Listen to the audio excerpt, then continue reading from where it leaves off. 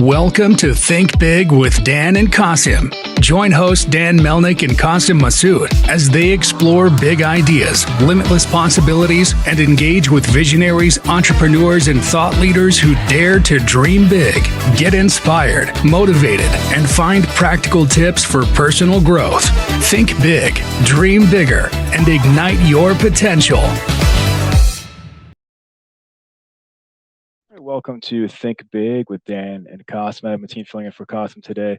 And our guest today shares my name, Dan Melnick. So if you want to go ahead and introduce yourself, tell us where you live and what you do for a living. Hey, what's going on? I'm the other Dan Melnick. I am a New York-based guy. Actually, currently, I moved up to Connecticut during the pandemic, but I still am a New York state of mind kind of guy. And I'm currently the GM at Sonicbids. 17 years of music industry experience. Recently took over the mantle as GM over at Sonicbids back this last May. And yeah, it's a short little bio. So in terms of Sonicbids, can you just tell us what does Sonicbids do and what is Sonicbids all about? Sonicbids, we like to elevator pitch it, would be like the LinkedIn for musicians. It's an opportunity directory for mostly original musicians to find a place to get gigs. It was conceptualized and created back in, I think, 2001 by Panos Panay, who I believe is currently a professor at Berkeley in Boston. It was, at the time, I believe, the first real place to represent yourself as an original artist on the internet. So it had a really big boom in its conception. And right now, at its most simplistic point, it is a great place to host your EPK so you can share who you are as an original artist in terms of an opportunity resume with talent seekers. And we are also a great place to find different festivals and venues that are looking for artists around the country and around the world. Awesome. So if an artist was to sign up on there, what's the advantage compared to your competition per se? So there's not a lot of competition currently. I guess you could say in our, maybe 10 years ago, you could say Reverb Nation was our biggest competitor. And they're still around. I think they were bought out by a company that's, I think, in Southeast Asia. But Reverb Nation, how it differs from where we are is it allows anyone to post opportunities on its website, which actually was an issue with Sonicbids around 2010 and 2012, where there was not a lot of vetting going on in the music industry.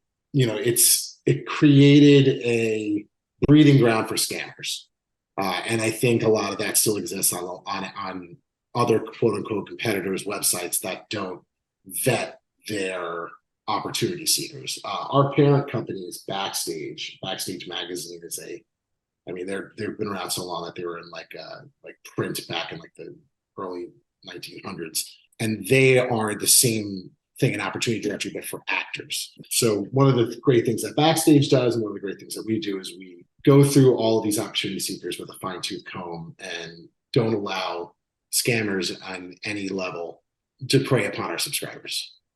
So what does that vetting process look like? If somebody wanted to join, what would they have to go through to be qualified? For an artist, there isn't any vetting process. Any artist can host their art online. I think that's actually not the case with a lot of. Actually, there's a few companies that just rang in my head that do vet their artists that try to sign up. But I think trying to judge art is not my forte, and I don't think it should be really many people's forte, especially in music. However, for our opportunity seekers, the vetting process is sometimes simple and sometimes more complex. So my rule of thumb is if you have to pay someone and you're an artist, it's a scam. I mean, that's how it goes all the way up the ranks. I mean, if you're any legitimate acts, like your management, your agents, they take a percentage. You pay a flat fee for that. And there's a huge misconception, I think, especially with maybe younger acts who haven't been around long enough to understand that. And there's been a lot of scammers that I even know people who've unfortunately fallen for it, where like someone's like, I'm going to be your manager. You just got to pay me, $1,000 a month, which is just not, it's just not how things are done. And the same things go with live opportunities. And I mean, I just actually, I recently had it's called awkward exchange with a songwriting contest. I'm very strict on the songwriting contests that I allow to be on our platform because, like I mentioned before, when you do have these breeding grounds for quote unquote opportunities, people take a lot of liberties in the way that they portray their winners in the songwriting contest world. We work with John Lennon Songwriting, and they're a great company, and they're very reliable and very upfront with about everything, and they're great to work with. That's why they're on a platform where other songwriting contests will sometimes say like $200,000 in prizes to the winner, but $150,000 of that is quote unquote industry experts who will donate their time to that songwriting contest, and they just happen to charge a consulting fee of $150,000 an hour, because you can say that with anything. But there's little nuances like that, but then avoiding pay to play, which is an old term of artists having to pay upfront costs to perform at certain venues and certain events. But yeah, no, we try to even the playing field and just look for like the most basic and honest symbiotic relationships out there. So anybody can join the platform. It's just a matter of their actions. So then if they start to ask for money, then they'll get banned pretty quickly. Is that how it works? Actually, they're not even allowed to do that. We ourselves edit our listings from our opportunity seekers. So they'll post something that'll come through to us, and then we'll reword it on our own. And then it has to be published. They can't just publish anything by themselves. They actually can't even edit their listings by themselves. They have to go through us and do that as well. So what is the role of technology in your business? In general, I mean, right now we're a very simplistic tech platform that lists these opportunities. There's not a lot of bells and whistles that are available right now, but there is a lot that are in development on the back end, where we have, I believe, provided at least the opening stepping stones for these interactions to occur between, call it, talent buyers and artists. There still is a lot to be desired in the technology range out there. There is other platforms that have a little more advanced technology that, in my opinion, haven't really hit the nail on the head, because what's interesting about this line of work when it comes to like original music and independent artists and tech platforms, and there's been a lot out there, and there's still new ones that pop up every few months or so. What I've seen happen is a lot of companies, let's say, put all their chips in behind people who work for tech companies. So like, former Google employees and so on and so forth.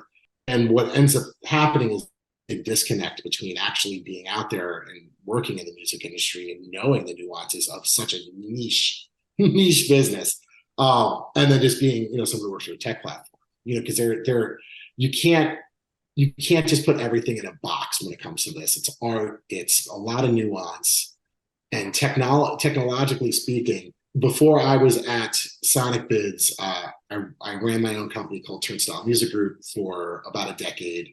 And towards the end of my tenure there, I got the help of a friend of mine, Jason, who was on Dave Matthews Band's management team. And he was also just a technological genius, in my opinion. And he created a platform that we use as a web app just for our own company, because at the time we were booking events in Boston, New York, San Francisco, and Philadelphia. And without giving too much away, a lot of the same bells and whistles that were available in that technology, which we were able to connect 40 employees across the country before remote work was really a thing before the pandemic. And that technology did all of our accounting, all of our advances, all of our settlements, all of our data tracking, and it made a lot of our processes very turnkey. And I believe that is where we are headed next. So you mentioned that you had your own company. So what made you not want to do that anymore? Like, were you acquired by Sonicbids? Like, what did that look like? Well, very simply, I was burnt out. I started the company when I was 23 with $0 of investment, and then grew it to 4 cities and 40 employees and over 100 venues and 6,000 acts. And I was HR, partnerships director, accounting, and I'm not even that good with math, honestly. But I wore a lot of hats. I had to go to, I was out at clubs around New York 3 to 4 times a week. And that was to do it well. It's not like something that, it's an interesting thing, because it's very nightlife centric too. Like this whole industry is very nightlife centric, the live music side. I'm not very plugged into the label side. I don't have a lot of contacts in that world. But when it comes to the live side, it's a very nightlife centric industry, meaning that, not only do you have to have it together and do a great job in your 9 to 5 or 10 to 6 hours, but you also have to be out there. And I got burnt out around 30, 31, which I believe other people do kind of too. Your back starts hurting at that point, right? I was just actually having a conversation earlier today with someone trying to explain how being at clubs 4 nights a week is not really great for your health past a certain age. And I wanted to see how the other half lived, honestly. And I did very quickly, luckily, landed with Sonicbids. I started about 7 years ago. And when I first started, the old GM, who's still a really good friend of mine, I would joke with him and be like, man, I remember having to do all those things that you're doing. Now I just have one job and I can concentrate. And now, 7 years later, now I'm back to doing all of those things again, which I think is really funny and ironic. But I do love this. It's good. It's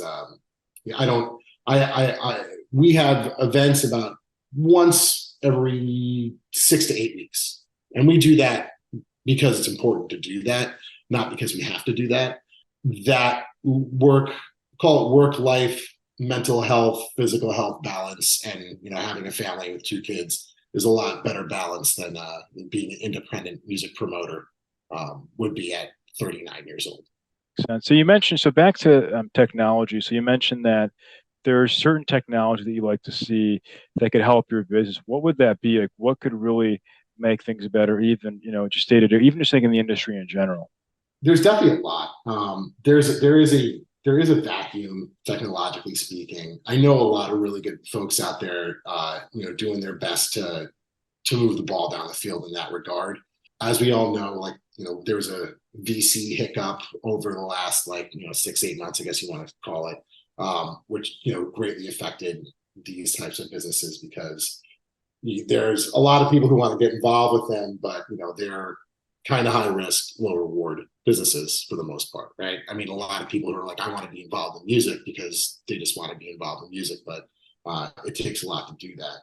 The technology that is needed within this arena is really just organization. I always say that music industry is just organization and people skills, and data analytics, smooth UX on our websites, and being able to synchronize data through other platforms and APIs, and creating not a one-stop shop. I think that, and I could be incorrect by saying this, and also maybe a little pessimistic, but I feel like I heard the term one-stop shop 3,000 times from 10 to 15 years ago, all the time, with a lot of people within this tech space. But what's really more needed now, I believe, is more data, more smoother experience, and an actual understanding of what the people that you're catering to actually need. We are entering a time now that the people who are in charge, the people who are the decision makers within the independent music industry, have kind of passed the torch in a really positive way. When I started in this arena, 15, 17 years ago, a lot of people used to book talent with paper and pencil and big calendars that they would draw. People didn't even use Google Cals or spreadsheets. They would write things down. I would ask talent buyers, how do you track the successes of your bookings? And some would be like, what do you mean? And then others would be like, oh, I write it down. There's a lot of really simple tools that technology would easily be able to to inject itself into this niche arena of independent live music. But like I mentioned before, it's not necessarily the most not the most high reward. I mean, I know that there's companies out there like Prism FM that provide awesome tools for larger entity talent buyers. Like places like that are 5,000 cap plus. People that are dealing with like the Live Nations, the AEGs of the world that kind of have monopolized all mainstream live music over the last 5 to 10 years because it operates completely different. I don't think a lot of people really understand that, or at least that's just my opinion. I think it's you might as well be talking about like culinary school to being an English major when it comes to like independent booking and the mainstream music live music scene. So, but do you see use cases, specifically in your business for, artificial intelligence or machine learning? There used to be a push for those kinds of things. I use AI all the time, to write proposals, to write decks, longer emails where I want to convey a certain tonality. I use that like as that kind of tool for AI. And I tell people who work under me to do the same thing, and it saves time. I'm like, instead of spending a half hour on this email, just dump it into ChatGPT and spit it out much faster for you for this presentation. There was a push, Next Big Sound. I don't know if they're still around, where they use that data and machine learning and AI to discover the next big artist. Like that's always a thing in this kind of in this arena. We don't operate in that arena, where we are trying to provide the information that's like, here's here's your next Billie Eilish. That's not where we operate at all. But I know that is definitely a place where AI operates. There is, I guess, another technological thing on this side is, the whole live streaming push that was so big, the metaverse push that is still kind of, I think, fizzling out from 2020. There's a push for, all the data tracking, all the AI on that side of things. But at the end of the day, it never made sense. Like there was no logic behind any of it. It was just something that people are like, all right, well, I can't do this, so I'm going to go do something else. And they pushed, they dumped billions of dollars into streaming, billions. And oh my God, even during the pandemic. I mean, actually, let me ask you two guys: did you guys watch a lot of streaming concerts through the pandemic? Cool. Not really. No. Then that's usually the response I get. I teach a class a semester in college, and that's one of the first questions that I usually ask when I get in there, just out of curiosity. I like to ask the people who are the actual decision makers where their heads are at. Because like asking someone in their in their 30s is irrelevant in this industry at least, right? So I always like to go to the college kids and go like, what music are you listening to right now? And also, how do you consume that music? And our last class, I asked, how many streaming concerts did you guys watch? And I think like 2 people raised their hand and said 1. And the commonality every time I ask that question is like, for the most part, because there isn't, again, a niche audience for people who are, maybe streaming a twiddle show. But for the most part, it's someone well known. It's a really well known entity like a One Direction or a Harry Styles like that they tuned into. And the commonality between all these things is like once the streaming necessity has been vacated, it's not like the necessity is gone. You can't force people to want to sit in their room anymore. Especially, psychologically speaking, I remember during the pandemic saying like, no one's going to want to do this. Like the big thing about the whole reason this industry exists in the first place is for person-to-person interaction. And as digital of a world that we continue to be is, like that's never going to end. Like no one's hopping on a Ready Player One metaverse world in the future. It's just not going to happen. As long as you can go to a place and enjoy something and interact with other people live, like it's just not going to die. That's my opinion. I definitely went off topic there. Yeah, but that's true. So, what are your top priorities for next 3 to 6 months? Right now, so since I've taken over the platform, we are very diligently trying to get back to the place that we were pre-pandemic. Our industry, our company, along with a lot of really good friends of mine across the industry, suffered greatly. We were looking real good in the end of 2019, early 2020, going in all the directions that I could ever dreamed and more. And we had to lose some people throughout the pandemic, really good people, all of which have landed in good scenarios, and I still keep in touch with all of them, which is great. Right now, our priorities are actually, number one is to get back to the amount of opportunities that we had pre-pandemic, which we're approaching rapidly, which is great. Number two is to put out the best festival directory that we have since pre-2020. Music festivals are an important part of the independent scene, and it's not like hosting Bonnaroo or Austin City Limits on our platform, but it's like mostly trying to find like those Main Street USA festivals that independent bands can pop on and really gain a following at it. They're really important when it comes to artists planning their calendar year. And then the third thing that we're working on is a new program, Sonicbids Live, where I'm actively going out with my team and booking our own shows for multiple reasons. One, it really helps us, put a face to the name, which I have always seen in this industry is invaluable. Artists, especially on the independent level, really appreciate being able to like shake somebody's hand and not just like hit up customer support right. So that's important to us. We have an event in Brooklyn coming up on September 9th at Pete's Candy Store. We're in negotiations with a couple of venues to launch in Boston as well for this upcoming fall. We have a really great event cooking, which I can't announce yet because I think we're just locking in the headliner, who's fantastic. But the event will be at Roberta's in Bushwick on October 7th. So we're excited about that as well, being part of that. And just continuing to keep the programming up, continuing to get back to where we were pre-pandemic. And then right after that, going right into our bells and whistles and improving our technology on the back end and utilizing all of those tools that I kind of touched upon earlier.